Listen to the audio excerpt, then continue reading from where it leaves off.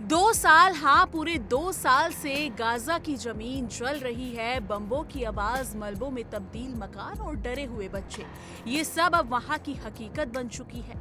लेकिन अब ऐसा लग रहा है कि शायद गाजा की रातों में फिर से सुकून लौट सकता है। दुनिया भर में चर्चा है कि आखिरकार 2 साल बाद गाजा में शांति की किरण दिखाई दे रही है। क्या वाकई युद्ध खत्म होने जा रहा है? क्या वहाँ इंसानियत की शुरुआत होगी? और क्या 2 दशक से जलते इस विवाद में अब एक नई सुबह आने वाली है? अमेरिका के राष्ट्रपति डोनाल्ड ट्रंप ने गाजा में शांति बहाल करने के लिए एक बड़ा कदम उठाया है। उनकी मध्यस्थता में इजराइल और हमास के बीच अप्रत्यक्ष वार्ता शुरू हो चुकी है। इस वार्ता का उद्देश्य है युद्ध को खत्म करना, सभी बंधकों की रिहाई कराना, हमास का निरस्त्रीकरण यानी कि हथियार छुड़वाना और गाजा का पुनर्निर्माण करना। ट्रंप की ये योजना अब गाजा पीस प्लान 2025 के नाम से जानी जा रही है। इस योजना में 20 अहम बिंदु हैं, जिसमें 72 घंटे के भीतर युद्ध विराम, सभी बंधकों की रिहाई, इजरायली जेलों में फिलिस्तीनी कैदियों की अदला बदली, गाजा में हमास सरकार का अंत और एक अस्थायी तकनीकी सरकार का गठन शामिल है। शनिवार की रात इजराइल के प्रधानमंत्री बेंजामिन नेतन्याहू ने देश को संबोधित करते हुए कहा कि उनकी वार्ताकार टीम को मिस्र भेजा जा रहा है ताकि इस शांति प्रस्ताव पर विस्तार से चर्चा हो सके। नेतन्याहू ने भरोसा जताया कि बहुत जल्द गाजा से सभी बंधकों की रिहाई की घोषणा संभव होगी। उनका कहना है कि इजराइल किसी भी हालत में हमास को हथियार बंद संगठन के रूप में स्वीकार नहीं करेगा। अगर ये निरस्त्रीकरण ट्रंप की शांति योजना के जरिए होता है तो ये बेहतर होगा, लेकिन अगर नहीं तो सैन्य कार्रवाई के जरिए इजराइल ये सुनिश्चित करेगा। इस बयान से ठीक पहले व्हाइट हाउस ने पुष्टि की थी कि 2 अमेरिकी दूत भी मिस्र पहुंचेंगे। उनका मकसद है कि गाजा में बंधकों की रिहाई और युद्ध विराम लागू करने से जुड़ी तकनीकी बातों पर चर्चा करना। यानी अब ये चर्चा केवल राजनीतिक बयानबाजी नहीं रह गई है, बल्कि एक ठोस डिप्लोमेसी मिशन बन चुकी है।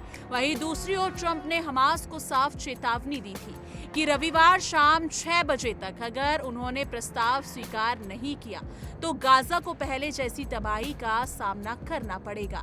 ये डेडलाइन बेहद अहम थी क्योंकि उसी के कुछ घंटे बाद हमास ने चौंकाने वाला फैसला लिया।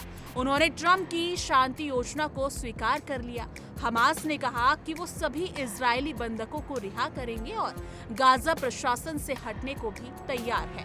ये बयान दुनिया के लिए किसी चमत्कार से कम नहीं था, क्योंकि अब तक हमास ने हमेशा शांति वार्ता को ठुकराया था। इस घोषणा के बाद ट्रंप ने प्रेस कॉन्फ्रेंस में कहा, ये गाजा में स्थायी शांति की दिशा में एक ऐतिहासिक कदम है।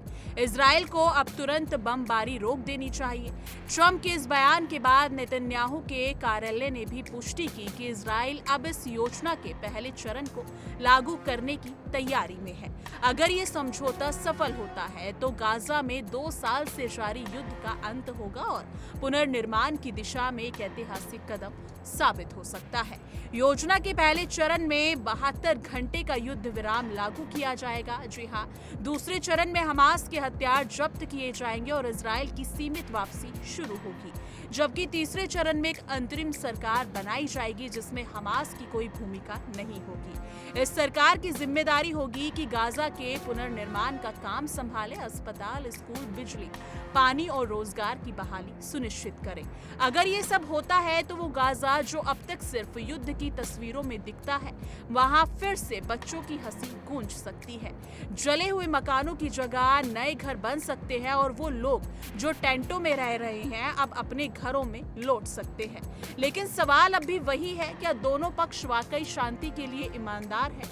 इतिहास ने देखा है कि जब जब युद्ध विराम की बात होती है, कुछ ही घंटों में फिर से बम गिरने लगते हैं। इसलिए इस बार दुनिया पूरा ध्यान से देख रही है कि क्या ये प्रयास भी वैसे ही होगा या इस बार वाकई शांति टिक पाएगी। अमेरिकी और मिस्र राजनयिक अब गाजा शांति वार्ता की तकनीकी पहलुओं को अंतिम रूप देने में जुटे हैं। अगर समझौता समझौता कागज से निकलकर जमीन पर उतरता है तो ये मिडिल ईस्ट में पिछले दशक की सबसे बड़ी डिप्लोमेसी सफलता होगी। जी हाँ, ये ना केवल गाजा बल्कि पूरी दुनिया के लिए राहत की खबर होगी, क्योंकि इस संघर्ष ने लाखों जिंदगियों को प्रभावित किया है। हर दिन हर बम के साथ एक सपना टूटा है और अब अगर ये योजना सफल होती है तो पहली बार उम्मीदों का निर्माण शुरू होगा। अंत में सवाल यही है, क्या इस बार नेतन्याहू और हमास दोनों अपने अपने राजनीतिक हितों से ऊपर उठकर इंसानियत के लिए सोचेंगे? क्या ट्रंप की शांति योजना वो पुल साबित होगी जो दशकों की दुश्मनी को जोड़ सके, या फिर कुछ हफ्तों में सब पहले जैसा हो जाएगा? जवाब आने वाला वक्त ही देगा, लेकिन अगर ये योजना सच में लागू होती है तो ये ना सिर्फ गाजा बल्कि पूरे विश्व के लिए एक ऐतिहासिक मोड़ होगा। दोस्तों, आपको क्या लगता है कि गाजा में अब वाकई शांति लौट सकती है? क्या ये युद्ध खत्म होगा या फिर ये एक अस्थायी सीज फायर साबित होगा? कमेंट सेक्शन में अपनी राय जरूर साझा कीजिएगा।